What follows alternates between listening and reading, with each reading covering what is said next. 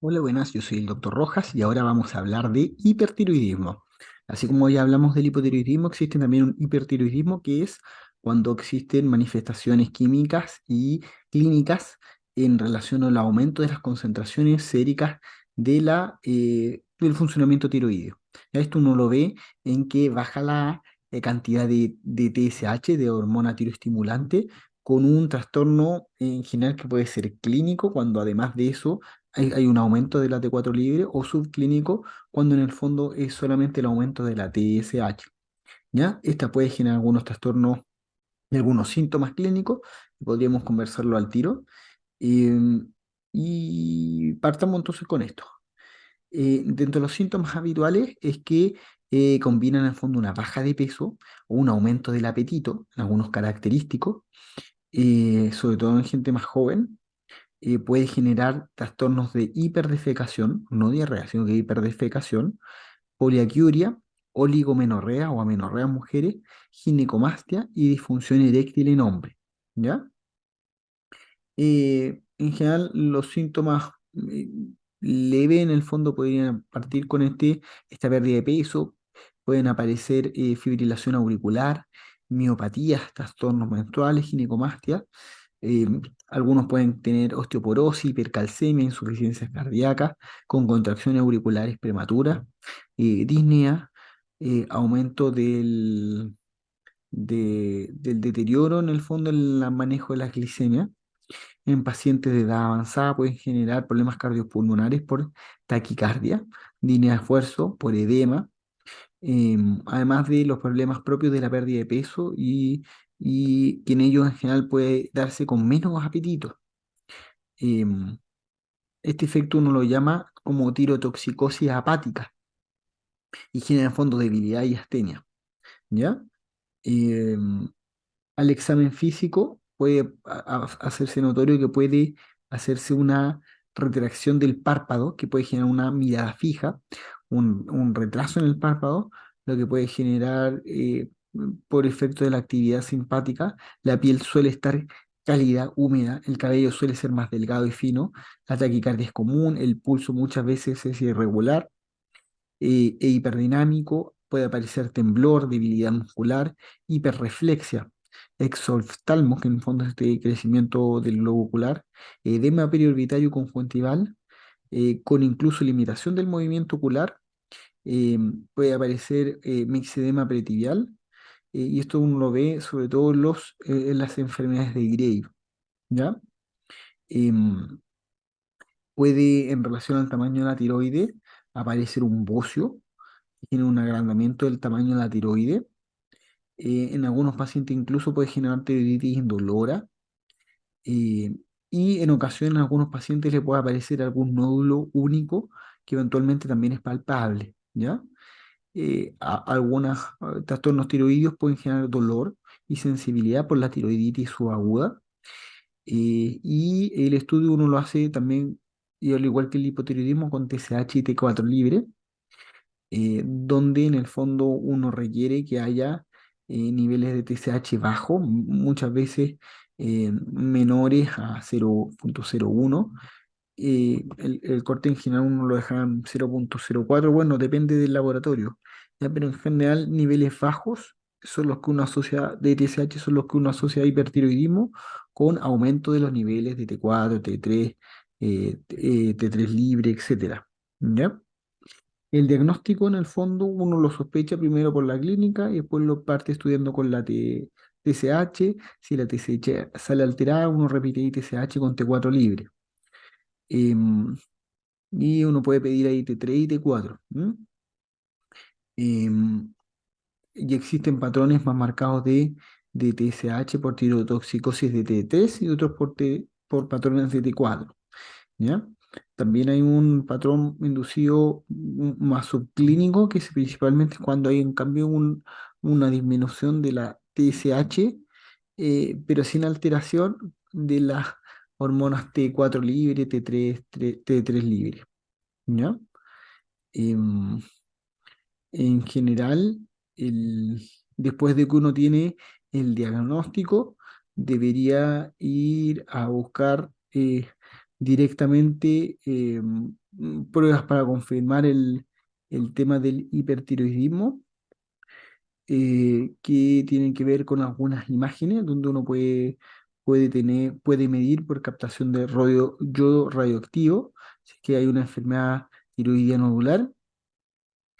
eh, y con eso en el fondo uno debería ir a buscar directamente el enfoque terapéutico. El enfoque del hipertiroidismo debiese buscarse inicialmente un manejo sintomático con un beta bloqueador y medidas dirigidas para disminuir la síntesis de hormona tiroidea, ¿ya? Como la administración de una tionamida o la ablación con yodo radioactivo y eventualmente la cirugía, ¿ya? El control de síntomas se debe iniciar un beta bloqueador, a menos que haya contraindicaciones para su uso, pero la mayoría en el fondo es el primer manejo que uno da.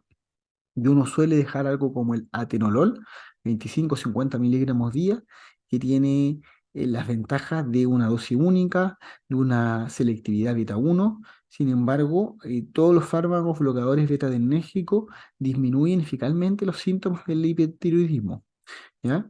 Los bloqueadores beta mejoran los síntomas del hipotiroidismo causado por el tono beta-adrenérgico. En el fondo son las palpitaciones, taquicardias, temblores, ansiedad, intolerabilidad al calor, eh, e incluso mejoran también la fatigabilidad y la disnea, ¿ya? Em, Opciones después para el tratamiento en relación a disminuir la síntesis de hormonas tiroideas. Hay algunos medicamentos antitiroideos como las tionamidas, el yodo radioactivo o la cirugía. Las tres opciones son efectivas, pero las tres opciones tienen efectos secundarios que pueden ser significativos, por lo tanto hay que ver según paciente cuál es el mejor tratamiento. ¿Bien? Las opciones además no son excluyentes, ¿ya? Uno pudiese sumar más de uno para el manejo definitivo, ¿ya? Podría ocuparse perfectamente antitiroideo y después yodo radioactivo cirugía, o se puede recetar durante 1 o 2 años para lograr la remisión a largo plazo. Generalmente uno utiliza yodo radioactivo como terapia inicial y después eventualmente un tratamiento con antitiroideo, ¿ya?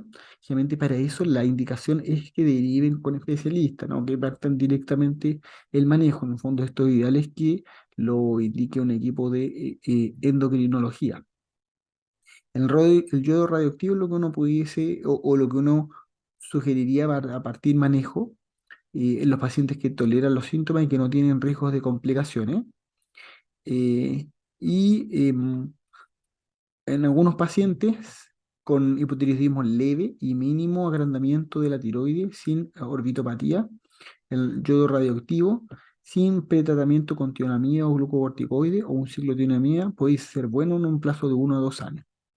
Después, para pacientes con hipertiroidismo leve con agrandamiento mínimo de la tiroides o orbitopatía leve, el yodo radioactiva, pero con cobertura de glucocorticoide, pudiese ser un buen manejo. ¿M?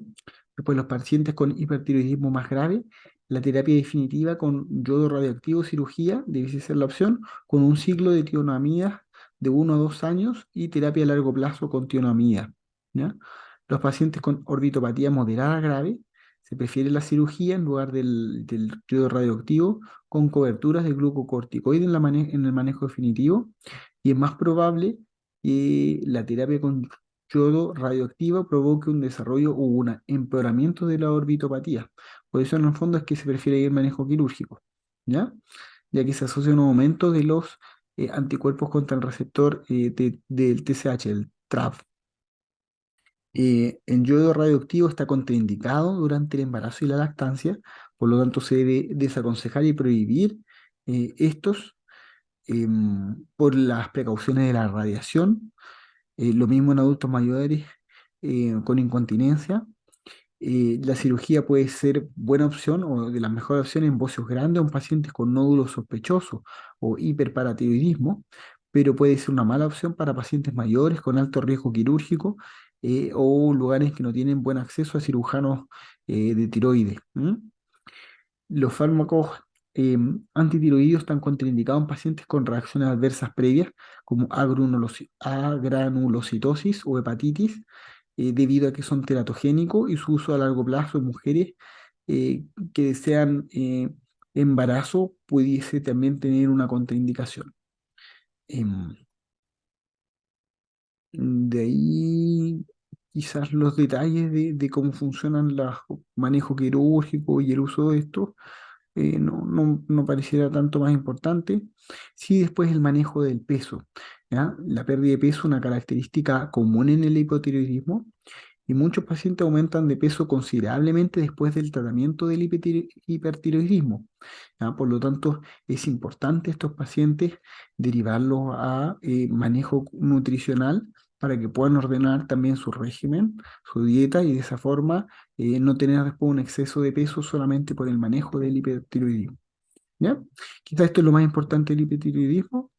eh, y de los detalles de tanto de hipo como de hipertiroidismo se los voy a mandar en español y en inglés. Se los voy a dejar por la plataforma de Classroom. ¿Ya? Un abrazo, que les vaya súper bien.